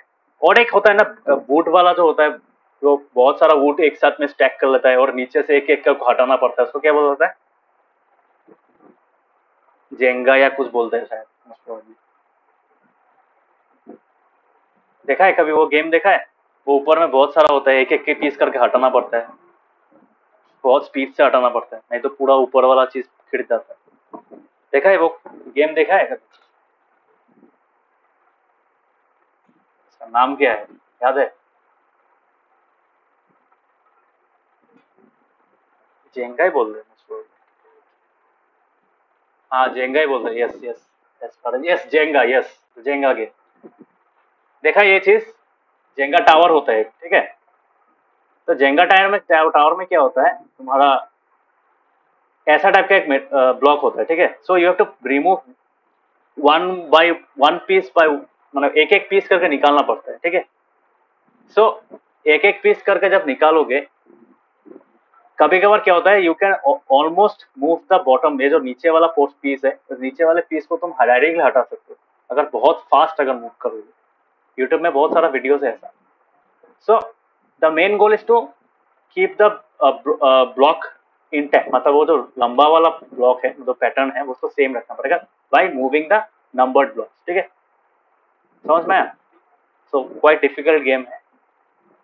So that is Jenga. तो यहाँ पे भी अल्टीमेटली इनर्शिया काम करता है, मतलब तुम नीचे वाला जो ब्लॉक है, ये जो नीचे वाला ब्लॉक एक ब्लॉक दिख रहा है ना, यू कैन, बहुत लोग क्या करते हैं इसको हटा सकते हैं, ठीक है। अगर सोचो नीचे से तुमने बहुत स्पीड से फोर्स को ये किया, तो ऊपर वाला जैसा है वैसा ही नीचे आ जाए। समझ में? So that is another, this not, although it's not preferred. तो ऐसा टाइप का होता है तुम्हारा, it is similar to this kind of, ठीक है। तो बहुत सारे गेम्स में ये इनर्शिया का कॉन्सेप्ट यूज किया जाता है। सिमिलरली ये वाला मैंने उस दिन पढ़ाया था कि जब बहुत स्पीड से तुम कार्ड को, मतलब स्ट्राइक करोगे, कार्ड क्या करेगा, कार्ड बहुत स्पीड से चला जाएगा, जितना फोर्स ऑफ, जितना फ्रिक्शनल फोर्स कार्ड और कॉइन के बीच में है, वो क्या करेगा, वो इतना भी ज्यादा नहीं है, it is lesser than the gravitational force, and that is why, क्योंकि कार्ड का सरफेस क्या होता है, प्लास्टिक सिपड़ी होता है ना। तो उसके कारण क्या होता है, जब तुम स्ट्राइक करोगे, inertia of the coin tries to retain its state of rest, वो तो रेस्ट में था ना इनिशियली, कार्ड मूव कर गया, but due to its inertia वो कॉइन का स्पीड मैच नहीं कर पाया, and that is why it fell into the glass. समझ में आया? So inertia of coin tries to maintain its state of rest even when the card flows off. That is why the coin falls into the glass. समझ में आया? This is another example of inertia. Clear हुआ?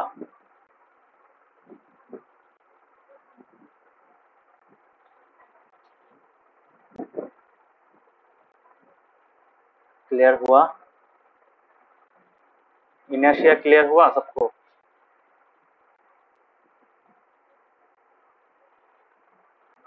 आदर्श, Rishikesh, Navodeep, clear हुआ inertia क्या होता है?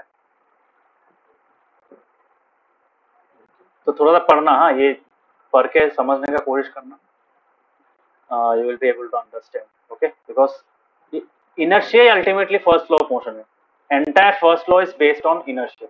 So अगर inertia समझ में आ जाए तो फर्स्ट लॉ भी समझ में आ जाए। सो इनर्शिया और मास जो मैंने बोला है,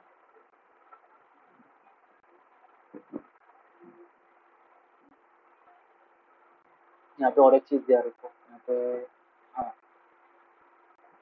सॉसर, सॉसर में होता है ना, सॉसर, सॉसर देखा है ना, प्लेट, प्लेट, कप और प्लेट होता है ना हम लोग का, में जब जब चाय वाय पीते हैं तब क्या होता है, प्लेट। सॉसर में देखना नीचे में एक कप का रखने का जगह में एक डिप्रेशन होता है कि नहीं, एक वैली टाइप का पार्ट होता है ना नीचे, डेप, एक दबा हुआ पोर्शन रहता है ना प्लेट में, रहता है कि नहीं बोलो। अगर प्लेट सीधा भी है, अगर फ्लैट प्लेट भी है, तुम्हारा वो डिप्रेशन रहेगा। क्यों? अगर वो डिप्रेशन नहीं रहेगा तब क्या होगा, तुम सोचो बहुत स्पीड से कप को ले आ रहे हो, कप पीछे की तरफ मूव हो सकता है कि नहीं, मतलब तो हमारा प्लेट आगे आ जाएगा, कप पीछे रह जाएगा, पीछे रहेगा मतलब वो नीचे गिर जाएगा। समझ में आया? That is why the depression is provided to provide a larger amount of friction. ठीक है, फ्रिक्शन क्या होता है, जब एक मतलब वो जो छोटा छोटा डिप्रेशन होता है उसमें जब कोलाइड मतलब स्लाइड करता है उसके कारण होता है ना फ्रिक्शन। समझ में आया? सो दैट ग्रूव, जो प्लेट में जो ग्रूव होता है, बीच में जो ग्रूव होता है, that is provided for the tea cup, that prevents it to from toppling over the case over when in case of sudden jerk. अगर तुम झट झट झट झटका लग जाए तब क्या होता है, तब तुम्हारा प्लेट से गिरता नहीं, वो कप प्लेट से सेपरेट नहीं होता। समझ में आया? So that was inertia. अभी जो मैंने इनर्शिया और मास के बारे में बोला था, सो इतना जितना मास, मास के जो एग्जांपल में बोला था कि ये वाला एक एग्जांपल था, similarly this was an example, तो based on this two examples we can see that mass, जो फ्रिक्शन है, friction is directly proportional to friction, sorry not friction, inertia, inertia is directly proportional to mass. जितना भारी होगा, जितना भारी होगा object, उतना ज्यादा उसका रेजिस्टेंस कैपेसिटी होगा, मतलब वो उतना ही डिफिकल्ट होगा to move, to change it state of motion. तो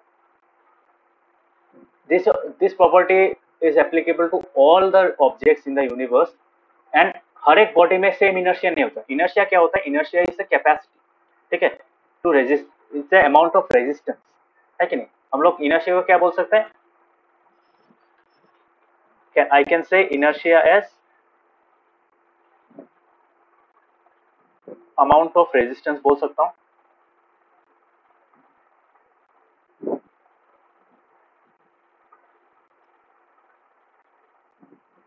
ये बोल सकता हूँ मैं।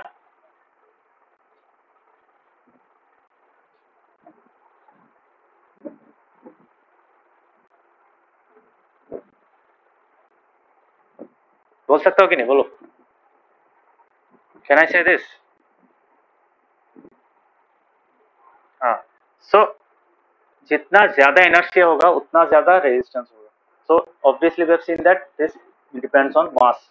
जितना भारी होगा उतना ज्यादा डिफिकल्ट होगा। फॉर एग्जांपल एक फुटबॉल को तुम एक किक मारोगे तो वो फुटबॉल बहुत दूर तक जाएगा, बट सिमिलरली तुम अगर एक तुम्हारा मेटल का बॉल को अगर किक मारोगे, दूर जाने का तो छोड़ो, दूर तो इतना जाएगा ही नहीं, तुम्हारा पैर में इंजुरी हो जाएगा, है कि नहीं। सेम साइज, सेम फोर्स से किक कर रहे हो, सेम फोर्स अप्लाई कर रहे हो उसमें, but ultimately it is not moving at, मतलब वो उड़ नहीं जा रहा है, प्लस वो तुम्हारा बॉडी में तुमको इंजूर कर रहा है कि नहीं। सो this is one of the examples which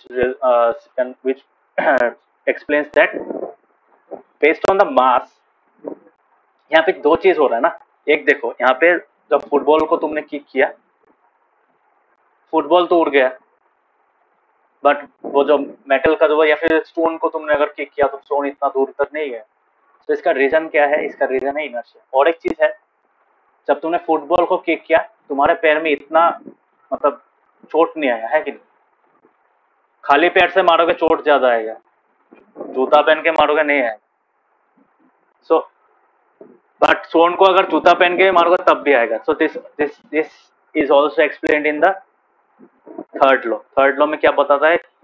जो इक्वल एंड ऑपोजिट एक रिजल्टेंट फोर्स देता है, मतलब equal and every action has an equal and opposite reaction. तो ये हम लोग पढ़ेंगे, बट अभी के लिए हम लोग सिर्फ इसका जो इनर्शिया वाला पार्ट है उसके ऊपर फोकस करेंगे। मतलब it is difficult to move the stone, पर हम लोग किक दे रहे हैं, जैसे तुम लोग किक, एक फुटबॉल को जिस फोर्स से किक किया, हम लोगों ने स्टोन को भी उस फोर्स से किक किया, है कि नहीं।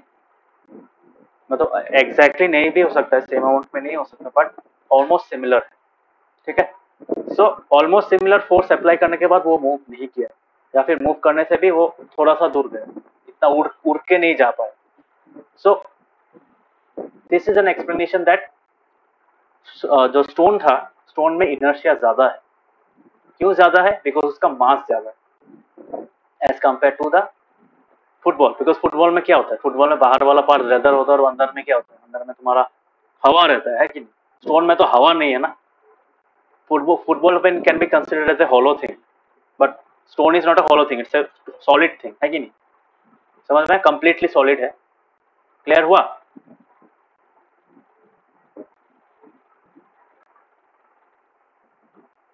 तो ये वाला एक एग्जांपल है। सिमिलरली सोचो, जैसे हम लोगों ने ये जो एक्सपेरिमेंट किया था 9.7 में, यहाँ पे सोचो मैंने 1 रुपए का कॉइन लिया था, 1 रुपए का कॉइन गिर गया नीचे। अगर मैं 1 रुपए का कॉइन के जगह में अगर 5 रुपए का जो मोटा वाला कॉइन होता है ना, डबल लेयर वाला जो कॉइन होता है, देखा है ना, 5 रुपए वाला मोटा कॉइन, देखा है? तो सोचो मैं वो ले रहा हूँ, सो तब वो कॉइन नहीं भी गिर सकता, ठीक है। अगर मैं सेम फोर्स दे रहा हूँ तो वो कॉइन, ऐसा भी हो सकता है वो कॉइन कॉइन के कार्ड के साथ साइड में चला गया, वो ग्लास के अंदर नहीं गिरा, ठीक है। So if we have used the 5 rupees coin in case of instead of 1 rupee coin, उसमें तुम्हारा फोर्स ऑफ फ्रिक्शन ज्यादा होगा। क्यों ज्यादा होगा? बिकॉज फोर्स ऑन फ्रिक्शन भी ज्यादा होगा और तुम्हारा इनर्शिया भी ज्यादा होगा। तो इनर्शिया का डिपेंड करता है, तो कभी कभार क्या हो सकता है, वो तुम्हारा काट के साथ ही उड़ सकता है, या फिर कभी कभार तुम्हारा कॉइन के साथ गिर सकता, मतलब क्लास में गिर सकता है। सो यहाँ पे दो चीज आ रहा है, it depends on two things, कितना ज्यादा फोर्स है। If the force of friction is higher than the inertial force, तो तब क्या करेगा, वो उड़ जाएगा काट के साथ। बट अगर वो फोर्स ज्यादा नहीं हो पाया तो अल्टीमेटली क्लास में गिर जाएगा। समझ में? सो 5 रुपीज कॉइन, अगर 1 रुपीज कॉइन यूज करेंगे तब क्या होगा, तुम्हारा और भी कम फोर्स होगा। सो 1 रुपी का कॉइन नीचे ही गिर, मतलब नीचे नहीं भी गिर सकता, वो फास्ट रहेगा। तो ये कभी कभार काम करता है, कभी कभार नहीं करता, बट यूजुअली क्या होता है, तो बहुत स्पीड से अगर थ्रो करोगे तो अल्टीमेटली वो कॉइन नीचे ही गिरेगा। समझ में? इनर्शिया। 5 रुपए वाला कॉइन अगर यूज करोगे और सेम फोर्स से अगर मूव कर रहे हो तो अल्टीमेटली वो भी नीचे गिर जाएगा, मतलब काट के साथ नहीं चल पाएगा, ठीक है। सो ट्रेन में क्या होता है, यहाँ पे और एक एग्जांपल दिया है, कार्ड, एक छोटा सा कार्ड है और एक ट्रेन है, ठीक है। So a force that is just enough to cause a small car to pick a large velocity will produce a negligible change in the motion of a train. तुम्हारे गाड़ी में पेट्रोल ज्यादा चाहिए, एक गाड़ी में डीजल ज्यादा चाहिए, या फिर एक ट्रेन में ज्यादा डीजल चाहिए? किस में ज्यादा डीजल चाहिए? फ्यूल किस में ज्यादा चाहिए? काव्य किस में ज्यादा चाहिए? नवद्वीप ऋषिकेश किस में चाहिए?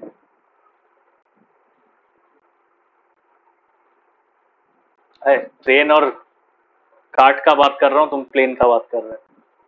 Obviously that is another example, but हाँ, तो ट्रेन में क्या होता है, ट्रेन का वेट ज्यादा है and train has to carry a lot of carriages behind it, है कि नहीं?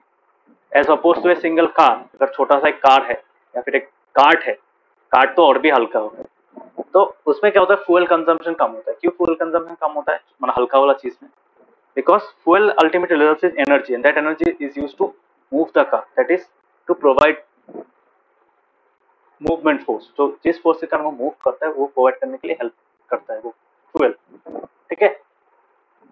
सो अल्टीमेटली जितना ज्यादा तुम्हारा, क्या बोलता है, तुम्हारा जितना फोर्स से तुम सोचो, एक गाड़ी को सोचो एक 100 किलोमीटर पर आवर के स्पीड तक ले आ सकते हो with certain amount of force. सोचो तुमने 80 न्यूटन ऑफ फोर्स से 100 किलोमीटर पर आवर तक ले आया कार को, but with that same amount of force you are not able to move the train, या फिर ट्रेन को तुम 100 किलोमीटर पर आवर में ला नहीं सकते। You need greater amount of force to bring the train into that same amount of speed. मानते हो ना?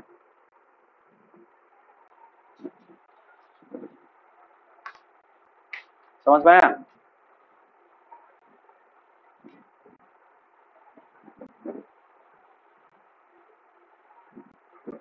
सरस्वती क्लियर हुआ? ऋषिकेश, नवोदीप? तो ये रीजन क्या है? This is because train has much lesser tendency to change its state of motion. मतलब train भारी ज्यादा है, इसके लिए क्या करता है, उसका इनर्शिया ज्यादा है, that inertia tries to retain its state of rest. वो जो जिस रेस्ट में पोजीशन में था या फिर जो स्पीड से जा रहा था उसको रिटेन करने की कोशिश ज्यादा करता है।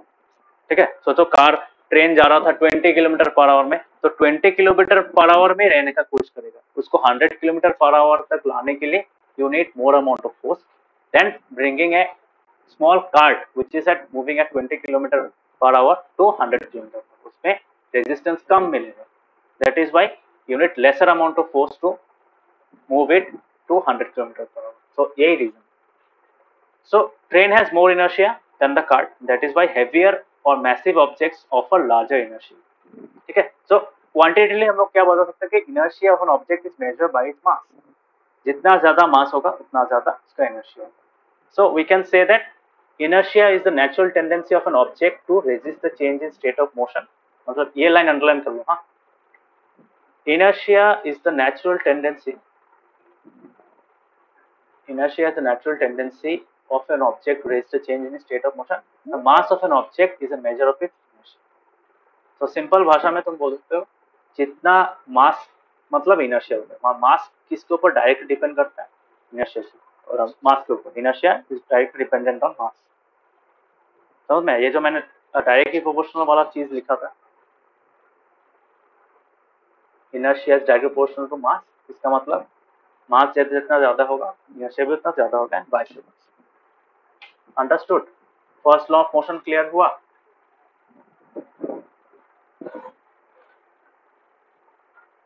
सबको क्लियर हुआ first law of motion?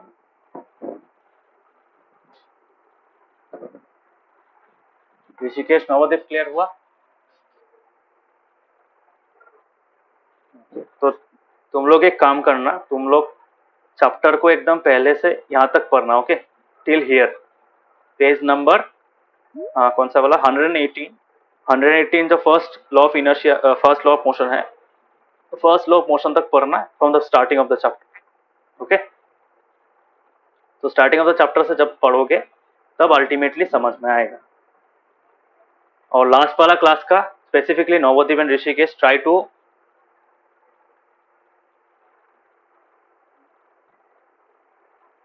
Copy सुनाई दे रहा है?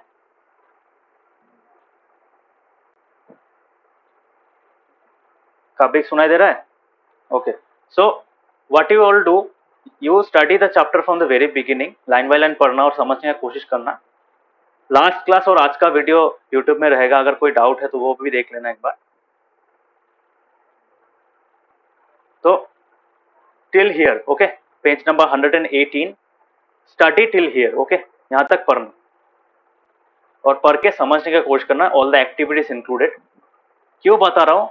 ये अगर समझ में आ जाए then only we can move to the second law of motion, because second law and third law are directly the consequences of the first law. ठीक है, सो तुम फर्स्ट लॉ अगर समझ में नहीं आएगा तो सेकंड और थर्ड लॉ समझ में नहीं आएगा। सो पढ़ने का कोशिश करना और नवोदीप एंड ऋषिकेश वीडियो देखना लास्ट क्लास का, बार बार बोल रहा हूँ, ठीक है? ऋषिकेश समझ में आया?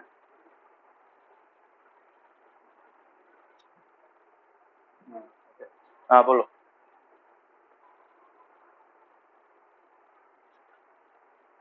हाँ, विच क्वेश्चन? कौन सा चैप्टर का? कौन सा चैप्टर का?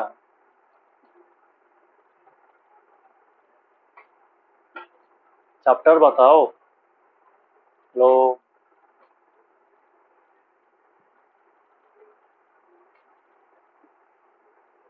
If you have the question just send it on WhatsApp, देख लूंगा मैं। अभी समझा दे रहा हूँ, बाकियों को भी समझ में आ जाएगा। थोड़ा सा अगर इंटरेस्टिंग क्वेश्चन है तो सबको समझने का मौका मिलेगा। चलो ग्रुप पे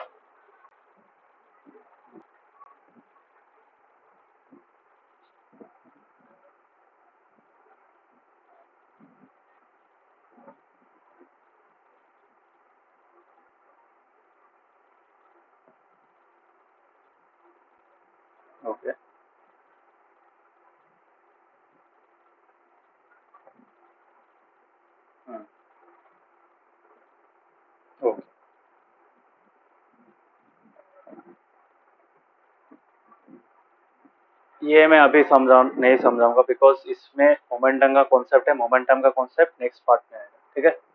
ये मैं अभी क्यों नहीं समझा बिकॉज अभी मैं अगर करने की कोशिश करूंगा, अभी मैं कर दे सकता हूँ बट अभी किसी को समझ में नहीं आएगा बिकॉज यहाँ पे ये फॉर्मूला यूज करना पड़ेगा। सो ये कब चाहिए तुमको ऋषिकेश?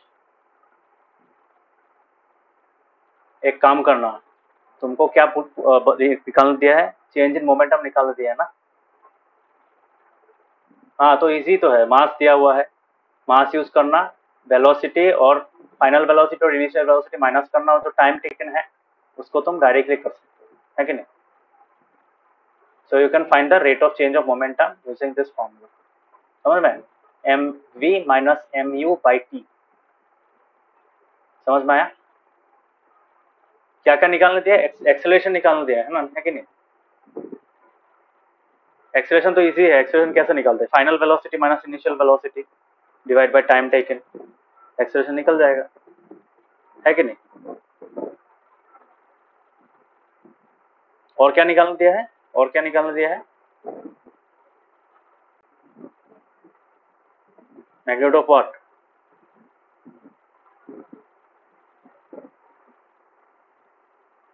हाँ फोर्स रिकॉर्ड जो फॉर्मूला है यहाँ पे एफ इक्वल्स टू के एम ए, ठीक है। अल्टीमेटली तुमको एक्सेलरेशन निकालना पड़ेगा और मोमेंटम तो ऑब्वियसली निकाल ही पाओगे, वहाँ M V minus M U by T होगा, ठीक है। वो फॉर्मूला का वैल्यू है, मैं समझाऊंगा ये क्या होता है। ये देखो ये मोमेंटम होता है, ठीक है, समझ में। तो चेंज इन मोमेंटम क्या होगा, M V minus M U, ठीक है। और रेट ऑफ चेंज अगर निकालना है तो डिवाइड बाई टी करना है, थोड़ा सा समझ में आया। ट्राई करो, इतना भी टफ नहीं है, अल्टीमेटली बहुत इजी क्वेश्चन है, बुक वाला ही क्वेश्चन है शायद मोस्ट। ये देखो एग्जांपल 9.1 देखना, सेम सेम क्वेश्चन है, तुम जो बोल रहे हो सेम क्वेश्चन, समझ में आया। ये देखो find the magnitude of applied force, यही है M V minus M V mass in M V minus M U by T, यही है फोर्स का formula. You can easily find the value of force, because देखो force का formula क्या है, mass into acceleration, ultimately acceleration का value मिल गया उसको मास से मल्टीप्लाई करो तो मिल जाएगा तुमको फोर्स का वैल्यू, है कि नहीं, समझ में आया। अभी कर पाओगे,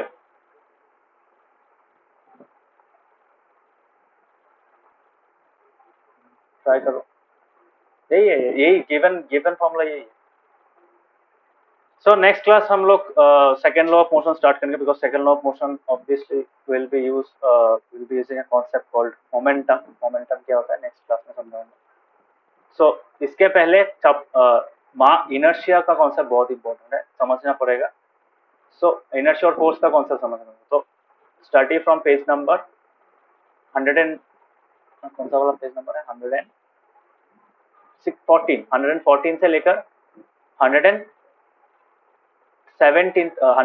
तक, यहाँ तक पढ़ना, ठीक है, समझ में आया सबको।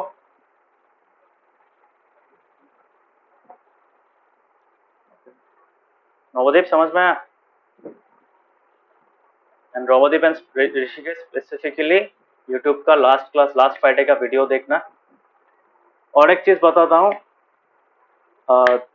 नवोदीप ने तो सिलेबस भेजा है, Kavyik Shashwati what about school syllabus,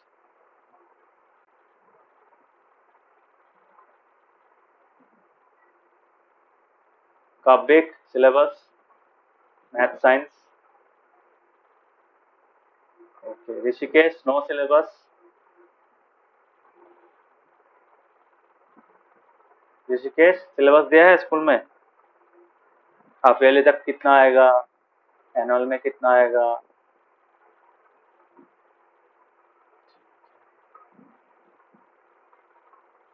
सो ठीक है। नेक्स्ट क्लास में हम लोग सेकेंड लॉ पढ़ेंगे, ओके। नेक्स्ट तो तब तक वो अच्छा से पढ़ो, इनर्शिया समझने की कोशिश करो, आज का जो मैंने नोट्स लिखा है वो कॉपी में लिख लेना, ओके, भेज दूंगा थोड़ी देर बाद, because the examples are important, example जैसे मैंने लिखा है वैसे ड्रॉ कर लेना, जब भी पढ़ोगे एग्जाम्पल देखोगे तब समझ में आएगा, ठीक है, याद आएगा मैंने क्या समझाया, इसलिए। So thank you, bye bye, good night.